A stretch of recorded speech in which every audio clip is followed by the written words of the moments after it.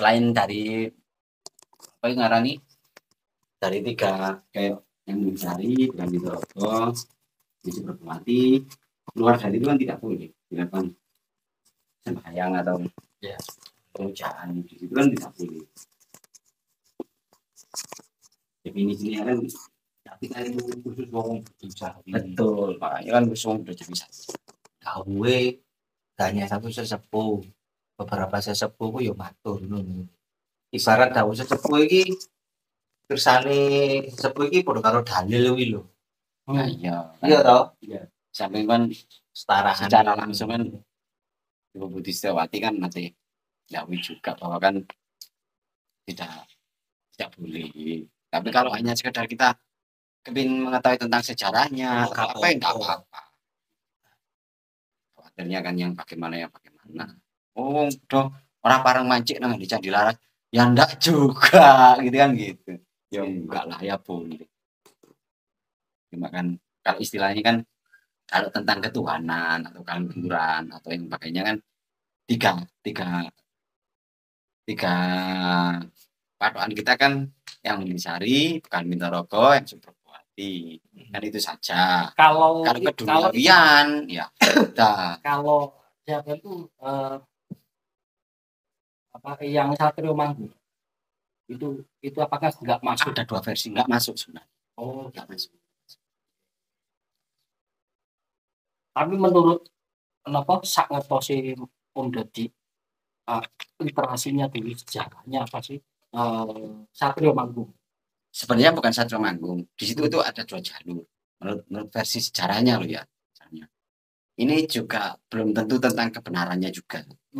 Jadi sebenarnya jalur di Satrio Manggung itu sebenarnya itu bukan Satrio Manggung, sebenarnya Santri Manggung. Santri Manggung. Okay. Ceritanya zaman ini menurut sesepuh juga menurut siapa?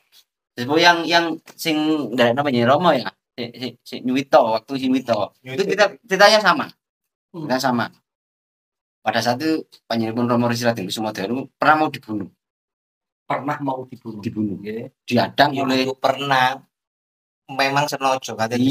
Iya, kan mau dibunuh toh. Itu ditubuh di Santri Manggung. Zaman Belanda. Suwi yo, aku garo aku zamannya kita belum pernah bertanya gitu loh. Kemungkinan era setelah zaman Belanda. Kemungkinan setelah era zaman Belanda. Yeah. Itu diadang mau zaman rame-ramenya politik gitu. Ya, dulu kan ada 2 versi. Yeah. Satrio Manggung dengan Santri Manggung.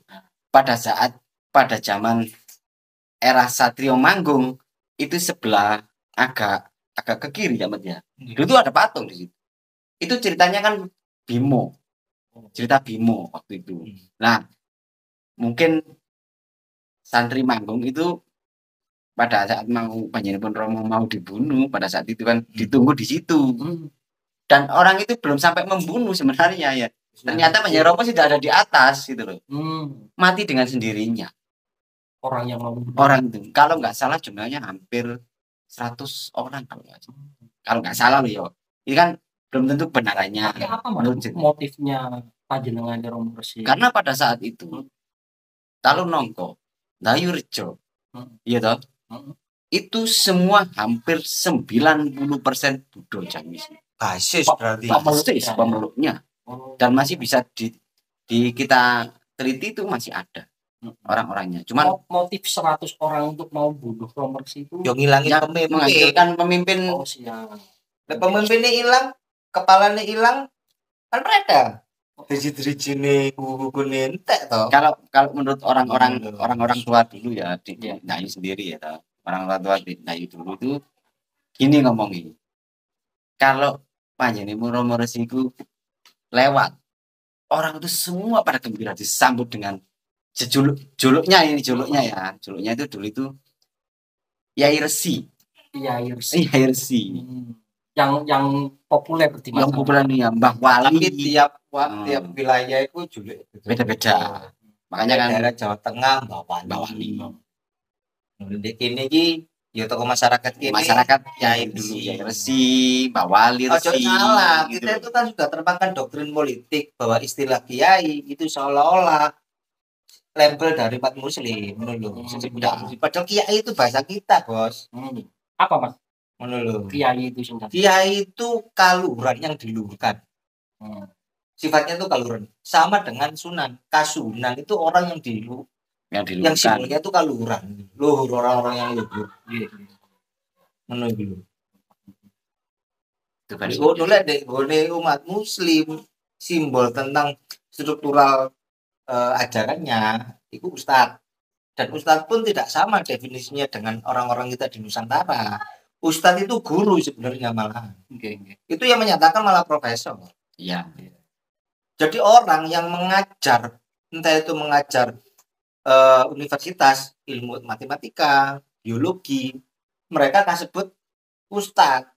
Kalau seperti kita kan. Nah, kalau di Nusantara, di Indonesia, ustadz itu pengajar khusus agama muslim. Benar nggak itu? Nah itu kan berarti ada gerakan politik. Tidak sesuai definisi dari asalnya. Kenapa keacuan dari asalnya? Karena mereka tidak menciptakan istilah baru. Istilahnya dia mengambil dari istilah pendahulunya. Maka acuan pedoman maknanya ya pendahulunya dong. Artinya diklaim lah punya. Ya kan, kalau orang Jawa diklaim segalanya kan, semuanya diklaim. Yang dari sana luar negeri diklaim, diboyong dek ini dibangun kerajaan baru sebenarnya. Nah, sekarang logika saja, sangkal dong. Bisa nggak nyangkal dari statement itu? Iya toh? Ya. Kita boleh loh satu sama lain nanti menyangkal statement dari satu sama yang lain. Nggak apa-apa. Kita itu negara merdeka dilindungi konstitusi. Iya, Mas. Di Timur Tengah itu gak kenal istilahnya. Kau no. Sek itu baru. Sek itu terang. Sek itu kalau di tingkatan muslim di sana loh ya, di Timur Tengah, di Samawi gitu. Sek itu kan juluk dari pemimpin agama muslim. Jadi orang yang ilmunya atau tingkat budi pekertinya itu sudah tingkat tinggi. Tapi apakah di luar sana, misalnya di Timur Tengah, di Persia, saya itu juga khusus muslim? Jangan-jangan saya itu juga untuk umat Kristiani.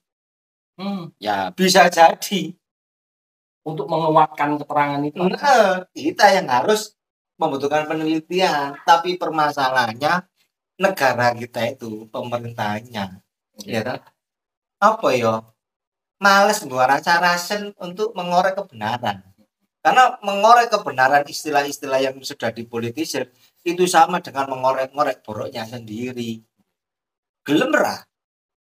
Mas, beralih ke topik lagi. Saya mengenal Indro Kilo. Iya. Semenjak saya kenal dengan literasi Jawa. Iya. Sebelumnya saya nggak kenal. Sebenarnya apa sih Indro Kilo itu? Nah, menurut keyakinan orang Jawa. Kalau menurut keyakinan orang Jawa, menurut saya ya, versi dari setelah saya coba untuk membaca kitab Kadgito atau itu adalah cikal bakal manusia. Cikal bakal manusia. Jadi di situ artinya kan peradaban pertama kali. Peradaban manusia maksudnya. Manusia. Jadi kan maksudnya turunnya di situ. Iya. Dimulai awal peradaban manusia itu turunnya di situ dari Raden Harjuna itu kan meminta raga. Karena dia meminta raganya kan dulu kan masih zaman pewayang ya, zaman Sukmo ya Mas ya. Zaman Sukmo. Dulu itu masih zaman Sukmo, setelah perang Mahabharata itu kan di situ kan banyak percampuran. Nah, istilahnya kan Bathara Kresna itu kan melakukan pemurnian. Pada saat itu sosok dari Dewa Jawa itu sudah kan ono sing kawin ambek raksasa seperti Bimo. Gitu. Dengan yang melahirkan Gatotkaca, terus Antasena dan sebagainya kan sudah campur aduk. Jadi mau nggak mau ya harus perang Baratayuda untuk pemurnian sampai ini siapa itu sini Prabu